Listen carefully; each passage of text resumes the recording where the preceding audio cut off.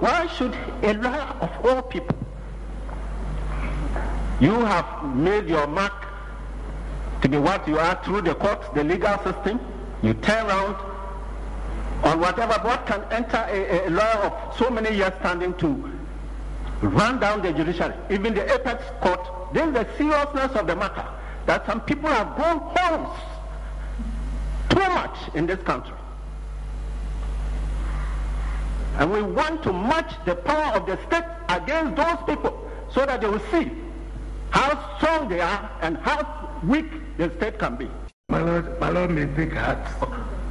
My Lord may take heart.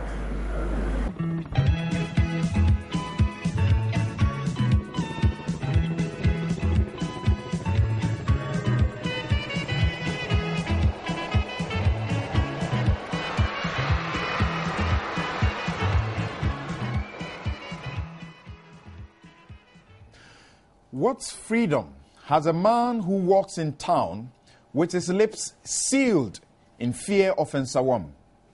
And do we need national security meetings with political party leaders and media owners at a time those with the penchant to threaten fire and brimstone? The overmighty subjects are reduced to chickens at the sound of a mere wooden gavel. Shall we join the Supreme Court as it matches the powers of the states in a war to banish the illegal political galamsey? His Excellency, the President, wants you to be careful how you use a certain Jida-Roth investigative report, because the final report he has, which you don't have, has a different color and taste.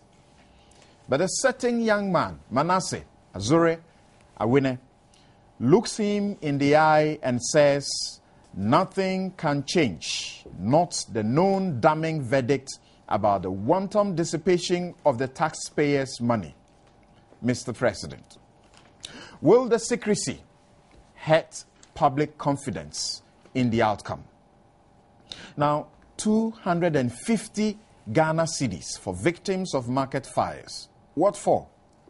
And we find out if the Dutch disease is here in the Republic, as the minority complains government is crippling the agric sector.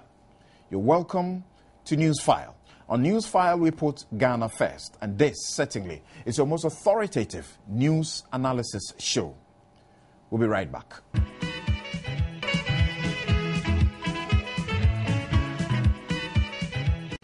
You're welcome back. This is Newsfile, your most authoritative news analysis show. I am Samson Ladia Yanini, and a guest are seated. We are waiting for lawyer Akoto Ampao, who is with the petitioners, to join us. He's the only guest that we're still waiting for, but we will be doing the discussion whilst he head this way. And today, as you know, we are dealing with three very topical issues. We're dealing with the courts, everything that happened in the courts, especially the contempt matters, and Justice Atugube's announcement of the court's intention to match its powers against the state's powers against the overmighty subjects. And we'll be talking about JIDA also, because the president has given us reason to look at that issue once again. And very finally, we'll look at the compensation to market the victims of the market fires and the NPP's complaint about what could be a possible looming Dutch disease, because the agric sector is not receiving the attention it ought to receive, and it's actually suffering. My guest in the studio, Abdul Malik Kwekubaku Jr., is the editor-in-chief of the New Crusading Guide newspaper, and he is a regular panelist. Good morning, Kweku, and welcome to the show. Alex Segbefia, former deputy chief of staff. He's a lawyer, not 32 years at the bar, are you? 24, 25. Okay. Auto. Okay. You don't hope to be before the Supreme Court and the baptism of fire? I hope to be before them, but not under baptism of fire. All right, Alex Segbefia. And Nana Atodazi. He is former, not deputy, but chief of staff. and also a lawyer. He is with the petitioners. Good morning, Nana, and welcome. Thank you. And as I announced, lawyer Akoto Ampao, the new spokesperson for the petitioners, will join us sometime as we continue with the show. Now, I'd like to start with you, Nana. You were in court, so you've always been in court. This week, we had, on the 14th, we had you, the petitioners' counsel for petitioners and for the respondent, had the opportunity to give some clarity to portions of your addresses. For you, was that exercise very useful and helpful? Yes, thank you very much, and thank you to esteemed viewers and listeners. I mean, Wednesday was a very useful day for us as respondents. The whole purpose of an oral address is to try and highlight, areas of the law and the evidence, which you think that you want to draw the attention of the court to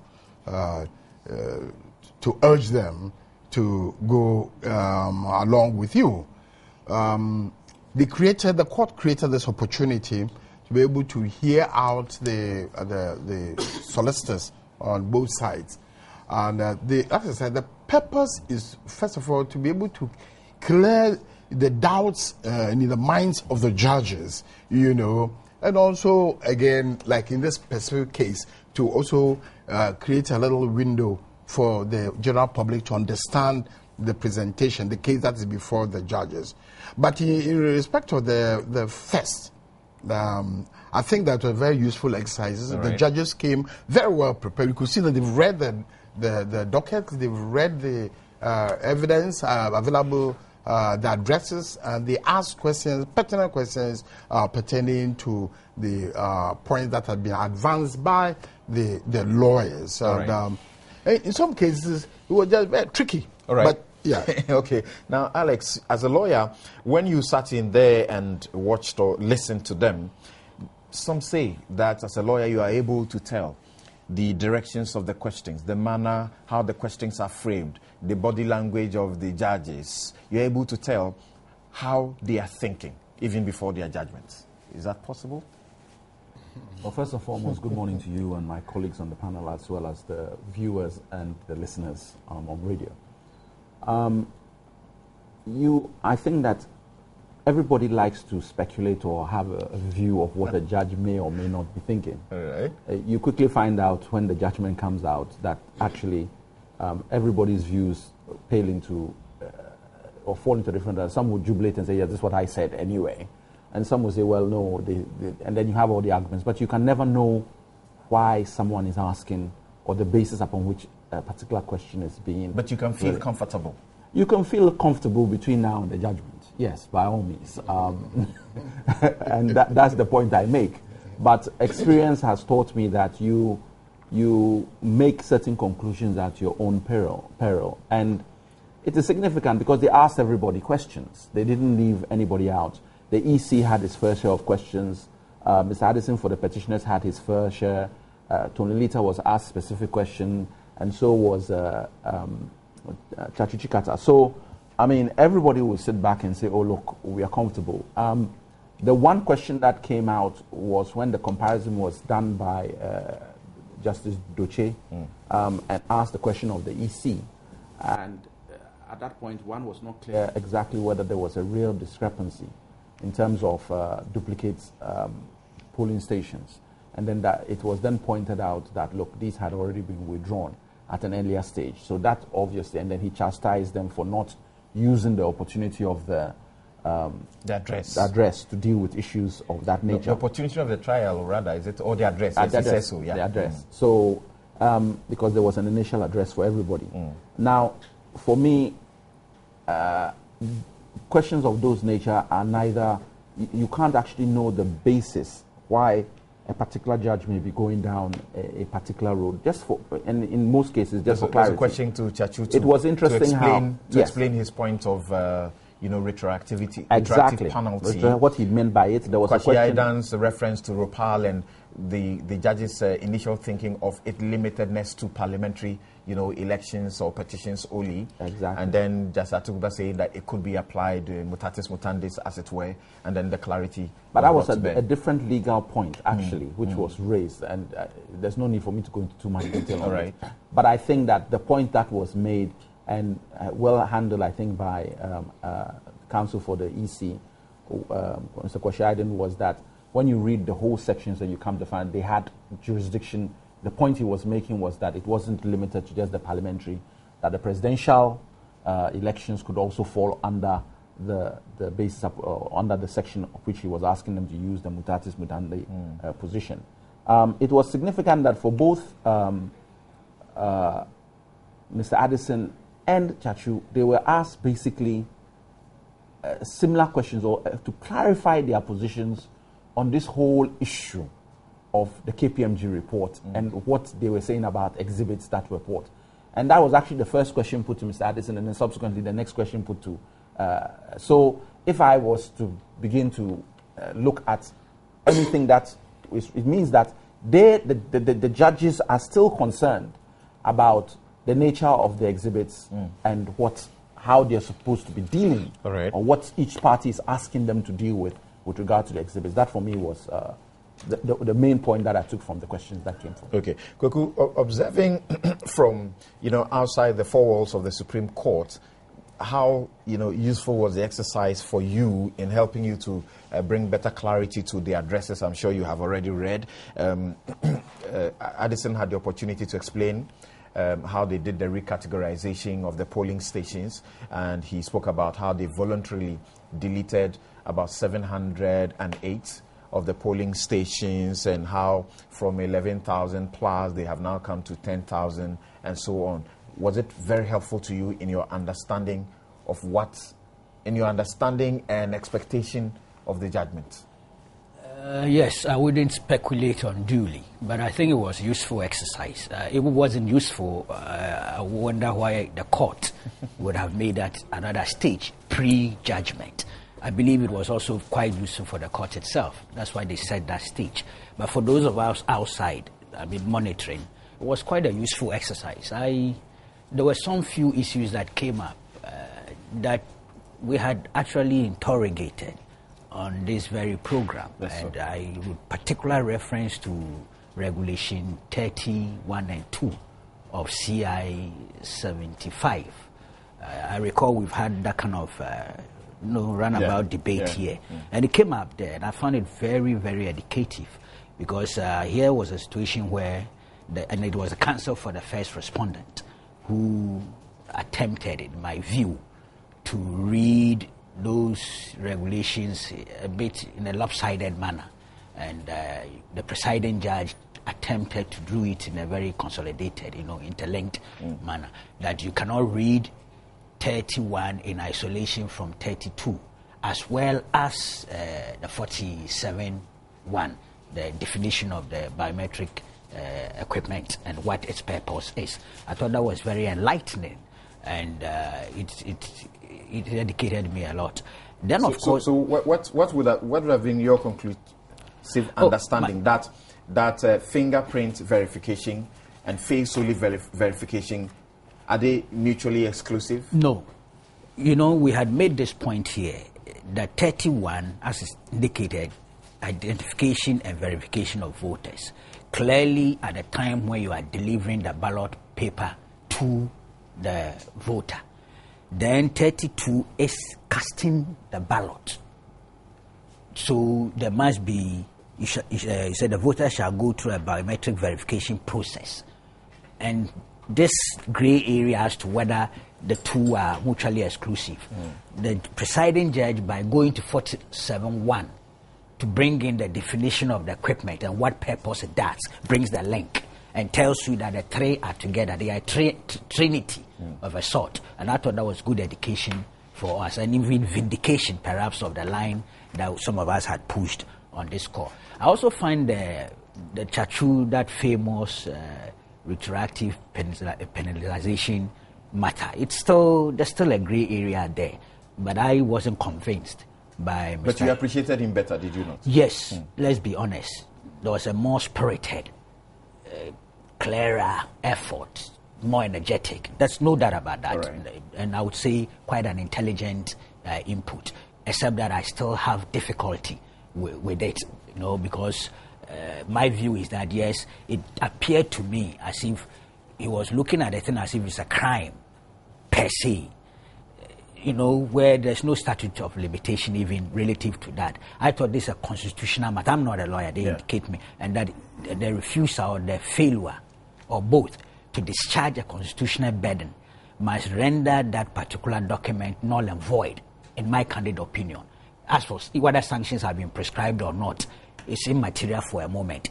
That documentation ought to be seen as null and void because of a failure or a refusal or both to discharge a certain constitutional burden, especially when Article 49 is an entrenched provision. So there's still a grey area, but I think Mr. Chekete's subsequent, that opportunity he had, he came in with a better, briefly on this one, Kuku says there's still a grey area, but don't you get at you better when he says that the provision does not provide sanction? To the extent that at that point it didn't provide sanction, subsequently a certain sanction or penalty will be, by my understanding, making a law that didn't exist and to retroactively penalize voters. Yeah, I think that I think Chachu clarified the situation. Last week I did indicate that I didn't see the problem anyway, right from where go. Maybe choice of words and our appreciation, understanding of what he was trying to say could be the problem. But basically what he was saying was that, look, the presiding officer failed to sign. Yes, but you don't penalize the voter on account of the fact that the presiding officer failed to sign. That's all that he was saying. You don't penalize the voter on account of the fact that the presiding officer signed. You see, but the argument is even bigger and larger than what the issues are. He kept telling that Article 49, by no stretch of the imagination, can be the ground for which a person could be denied his valid vote. Because you are not talking only about presiding officer. The article also talks about agent. What are the agents there for and all that? I think that, like I say, we'll stop here and let the courts come out with their conclusion. But the most important thing is that some of the questions asked would appear to be only part of an argument, which provide the judge does not understand or what's better clarification to ask. So at a point you realize that when the up and down was going on the biometric identification, Mr. Chondelefa introduced the next leg of his argument that in any case, there's no evidence that anybody voted without going through. You see, which is a second leg which the judges wouldn't have asked or didn't ask. No, but that's containing your address, isn't it? Yes. I'm saying that if you take only the questions asked by the judges, you may end up in the wrong hole, in the sense that there are the argument for nullifying the case of the petitioners are on that stretch, maybe one or two or three on one leg. But maybe the judge may only ask about clarification in page one. And I asked Alex Ewefia that, is it dangerous or risky for either party to have felt comfortable after going through that process and feeling that we seem to see a certain direction? Oh, no. Indeed. From what happened on Wednesday, it's an open field. I mean, it's anybody's game. I saw it as lawyers, the judges seeking clarification and whatnot. Indeed, at the end of the day, the judges can come to a decision totally not based even on the addresses. You get me? All right. If some other ground which would probably not have been canvassed by any of the lawyers seems to find favor, they'll go on that. All right. Yeah, okay, so you are here on Newsfile on Joy 99.7 FM, and you're also watching us on your multi-TV channel. This is the Joy News channel, and for those of us watching us in the UK, elsewhere in Europe, this is obviously the ABN Sky platform. Thank you very much. Your text message is 1422, and you can send me an email, newsfile at myjoyonline.com. Newsfile at myjoyonline.com. Send them to me, and I'll share them with all those who are listening to us. Now, let's go back to the courtroom and listen to the former Attorney General and lawyer Ayikwe Otu seeking to mitigate or purge the contempt of Kwadwo Owusu Efriye, the NPP General Secretary, and Hobson Adorye, a member of the communication team of the NPP. These were very critical points on the 14th. Let's go to the Supreme Court. We finished the trial. We are waiting for judgment. I believe that any move on the part of your court to impose a custodial sentence might not augur well in view of the expectation that everybody appears, everybody's talking about peace. We see on the television everywhere, let there be peace, let there be peace, let there be peace. But now we can only pray in aid the peace. Why should a lawyer of all people,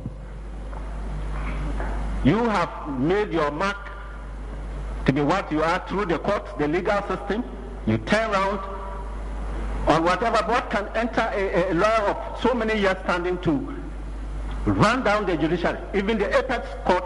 This is the seriousness of the matter, that some people have gone homes too much in this country.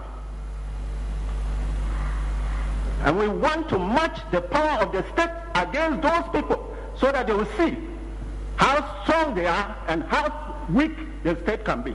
My Lord may take heart. My Lord may take heart.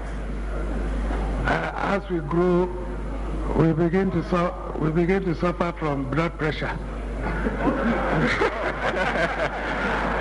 You don't know me well. I'm saying this just to make a certain point clear. Yeah. My temperature has been, no. It's very, very normal. But Lord, I pray that it doesn't go beyond the normal. No, it's very, I'm assuring you. I know myself. Yes. But I have known you for years. When you want to take up judicial arms, you will do it. But I've pleaded with you today never to take up judicial arms. As the Lordship rightly pointed out, something entered into Bishi. Bishi.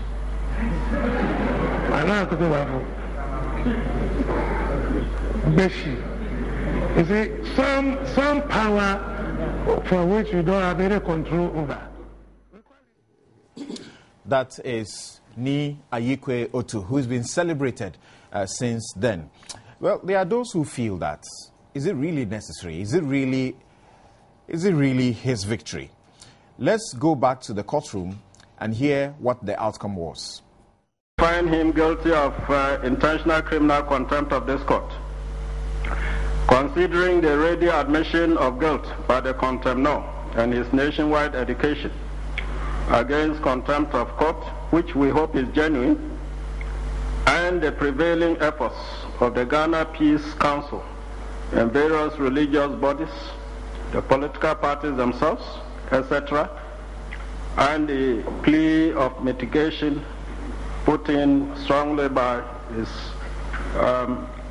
counsel Ayikwe Otu, we are reluctantly restrained from imposing a custodial sentence.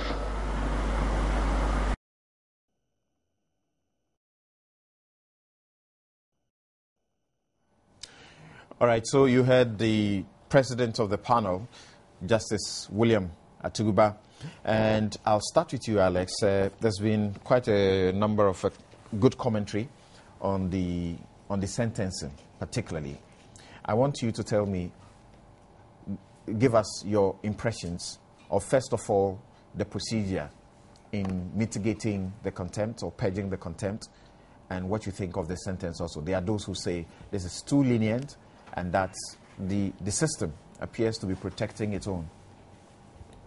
Samson, before I get into that, can I just touch a bit on how we as a people have got here?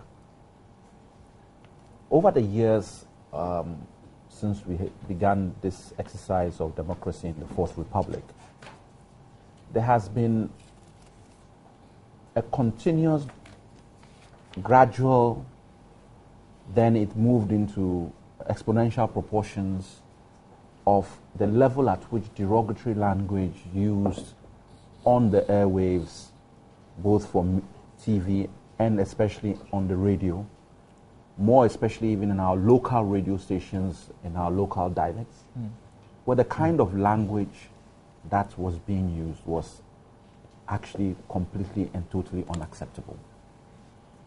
This cut across board with regard to all political parties. You then had this reaching crescendos where attacks on very senior members of our country, and can I say even the first gentleman of the land. So Rawlings had his fair share, Kufuor then got his own fair share, and Professor Mills carried his own right up to the grave. At the point when he finally passed away, may so rest in peace, everybody then started giving accolades in death. But it was clear that the road that we were going on, people started monitoring. I remember just before the election, a group put itself together to start monitoring how many, which party was using the most foul language on radio, the Media Foundation, exactly. It's actually started it again. Yeah. Now, and there seemed to be no way of checking this. We were going down an abyss, and nobody seemed to know how it was. People were commenting, peace council, this. Finally, we get to this court case. Another aspect of the court case is that whether by accident or design, the Supreme Court had a perception that the executive always seemed to have a hand or appear to have a hand in judicial decisions over the years. It reached a peak in 2000, and I can't remember, when, 2002 I think, or 2001, when, ironically, because he was in court at the time, this time round, Chachu Chikata's case came to the Supreme Court, a 5-4 decision was given, 2 judges were added to that Supreme Court, and it was overturned and became a 6-5 decision as to the legality of the Supreme Court's, of the fast-track court, to be able to deal with certain cases. This, from that point onwards, there seemed to be a clamor of people having doubts or questioning, and this was based simply on perception about the credibility of the Supreme Court in itself, whereby even with the ECOWAS nations, there became a debate as to, which I think is now coming in the new constitutional review, as to the number of judges that should be on the Supreme Court. It became a big issue. That is how the Supreme Court's credibility, in inverted commas, had begun to grow. And that is not to say that things had not happened before then, but it was now getting to the point where it reached a crescendo. So we had 2 issues that, as we as a country began to develop, had to deal with. One was the rampant use of vile language on the airwaves. And then the second was how we were going to rebuild the independence and credibility of the Supreme Court. And for me, this court case, or what happened on the contempt over the last couple of months, has been a step in the right direction on both counts. One, the Supreme Court has made it quite clear now that whatever you as a politician may or may not think or desire to say, please don't bring it into my hometown. Because if you come into my space, we will deal with you, regardless of who or what you are. And I think that that message has gone down leaps and bounds. In fact, there hasn't been, possibly in the last month, I would say, a quietness in on our airwaves on a case that is so high up there, pertinent, and yet people have shied away from any comment whatsoever because you have Insawam looming in your sleep when you actually begin to try to enter into that area. And I take the point that some have felt that it has been, if not handled properly, it could affect freedom of speech. But I think that it is clear. We have jurisdiction over a court case. You can comment on the case, but don't make judgments for us. And don't try to influence our decision directly in terms of how we... It doesn't mean you can't talk about it. And more importantly, do not begin to insult the people who are actually going to be making the decision for exercising their judicial powers at any point in the case. So for me, it's not a complicated issue at all. But for those who want to, as I put it, walk the tightrope, then it's a problem for you. I see. For me, I never go, when it comes to these matters, I'm not walking any tightrope. I will stay firmly on the path, as opposed to going into and I've always had that posture. It's never been an issue for me to go on air and start insulting people. And I don't see anybody in this panel actually ever doing that. You can disagree vehemently on issues. But a part of that discussion is to look at this subculture which Justice Atuga is concerned about and why he doesn't see the point. It's needless that every time when we're going for elections, the 24 million Ghanaians have to be sitting on tenterhooks simply because a few politicians have to want power. I want to first introduce lawyer Akoto Ampao. Good morning and welcome to the show, Senior. Good morning, Sam. Great. I'm sorry I'm late. All right. Now, straightforward, I want you to go to the sentence, the conviction and the sentence. That has become the key discussion. That looking at what was handed to Stephen Atubiga and Ken Kranchi, this was unfair, or that this was the way to protect one of its own, the system. I think that the sentence for me was appropriate in the scheme of things that had occurred throughout. And I think the judges actually alluded to some of it when they actually sentenced.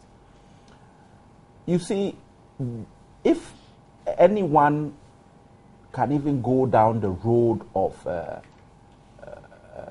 the argument with the Kenkranchi sentence as opposed to others, it will be more, I think, with Atubiga and not necessarily Kenkranchi. Because in court, as my colleagues here who are lawyers will know, and even Kweku, if you fight a case and you are found culpable, you do not get any credit for a plea of guilt or acceptance of your faults. And you had a situation where when Kenkranchi came first, there appeared to be a reluctance to even accept that he was even lawfully before the court, based on his belief of how the case was being handled and the peculiar nature of the law of contempt. And an area which, as a layman, my respectful submission was that he should not have possibly entered. But the impression that came across was that if I could use the analogy of a criminal type case, and this was a criminal contempt, he didn't come initially with a remorse position. It was almost as if he was willing to fight his case. And there was to and froing as to whether and this. So He could not have got... On that point, there are still those who insist that maybe this is what the procedure we know now is, but that doesn't justify that the procedure is right, that you are condemned even before you are heard. Well, at the end of the day, it is a peculiar animal which exists. And it exists in other jurisdictions, some statutory, but a lot of it still governed by common law. And it's the only protection the judges, especially in this case, have. The counter-argument to it is that if you give so much power to judges and you're not careful, it can be abused. But what's it called? The evidence does not show that this is the case, that judges have gone to the extent of abusing that power in that fashion over the years. And it has always existed. All right. So for me, when you look at it in that regard, you have to accept that, look, the circumstances that existed at the time when the first two were sentenced, and now that, even though it's just a period of maybe 4, 5, 6 weeks or something like that, there is a vast difference in terms of the climate and the situation that exists in the country. And you must also say that, you see, if you go to court and lawyers are not necessary, then go on your own. Then there's no, all of us will be out of a job. So if your lawyer has put his case forward and Aikotu took a gamble, a big gamble. Had he been convicted and sentenced, by now we will all be chastising Ni Aikotu for the style he took to approach the Supreme Court. All right. But he got what he required, and so now he's a hero. Okay. Well, the counter arguments that I just pointed to you, there are those I've heard who still suggest, and Ken Crunchy says that he would prefer his lawyer any day, any time for that same position. What he was going and to there are approach, those who say that is the way to go. Let me bring in Mr. Akutampa at this point. You sat in the court and you watched the process unfold. Do you agree with those who say the system protected its own? Because that's a big argument out there. No, absolutely not. Anybody who seeks to interpret what happened the other day in court in terms of the system protecting its own, have got what happened completely wrong. I think that, as the judges themselves said, they were taking other matters into consideration. In fact, you recall that Justice Atubuka at one stage said that in terms of mitigation, he was giving, equal to zero.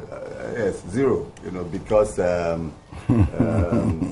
John had not shown remorse up to then by, for instance, publishing a retraction and an apology and retraction before the court date.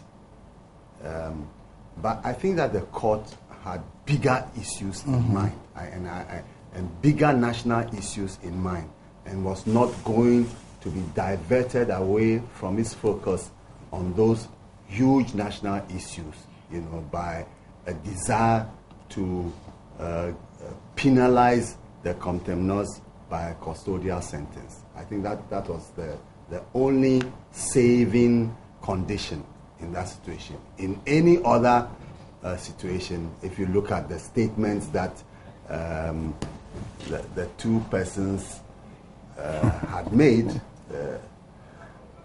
custodial sentence was likely to have been and that's one argument. Those who make this particular argument say if you look at Sir John and Adorye, this was clear contempt, clear on the face. But if you look at, for example, Ken Crunchy, you had to interpret. Yeah, but you see, and again, this is the thing. Judges apply their power of sentencing not by any really rigorous criteria. It must be judicial, but one of the things about the criminal process is that whilst the law spends a lot of time spelling out the offense and spelling out the possible defenses to the offense, when it comes to sentencing, beyond giving a maximum and a minimum, the law does not really state exactly what the judges must consider. And when you come to contempt of court, the point is that there's no indication of a maximum or minimum punishment, you know. So that's but there why is indication it's a misdemeanor. Is that not so? No. Contempt is contempt. So you could be asked to go to prison until you purge your contempt, and that may take you 5 years. You could be sentenced to imprisonment for contempt for 5 years. It's possible, but it's most unlikely, because contempt is neither criminal as such nor civil. It is a process, what lawyers refer to as sui generis. It's of its own special character, and the courts are free to do whatever they wish to do with you. And this has been so as an inheritance from the English common law. But today in England, a Contempt Act has been passed by Parliament, so that, and it is because of the wide-ended nature of the English common law powers of contempt. Now, the British have recognized that it is important to circumscribe and regulate these immense powers that the courts have. So they've actually passed a contempt law, which indicates stage by stage what your possible defenses are, what is the offense of contempt, the type of punishment, and the extent of punishment the courts can impose on somebody found guilty of contempt. But in Ghana, we still retain the common law position. And in the common law position, there's no limit to the punishment that can be imposed on somebody found guilty. It all depends on the judicious assessment of the judge or judges of the day and the circumstances of the... And the public's assessment is that someone did something which was clear contempt, which had the potential, a bigger potential to plunge the nation into trouble.